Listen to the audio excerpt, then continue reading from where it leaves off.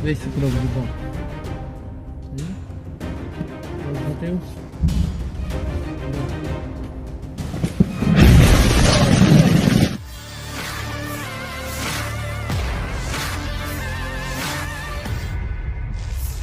Media sosial dihebohkan dengan rekaman momen tentara Ukraina digebuk serangan artileri Rusia.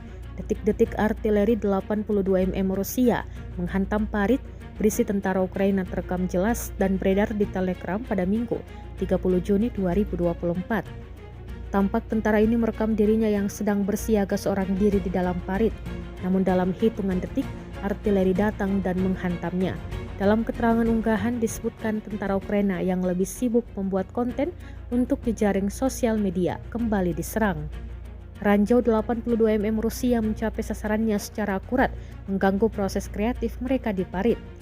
Alih-alih merencanakan operasi militer, kini terpaksa memikirkan keselamatan mereka karena pasukan mortir Rusia tidak memberi mereka kesempatan bahkan untuk istirahat sejenak.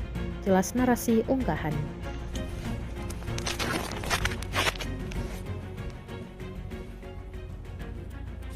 Заебал им, блядь. Весь куда въебал. Куда ухватил? Да.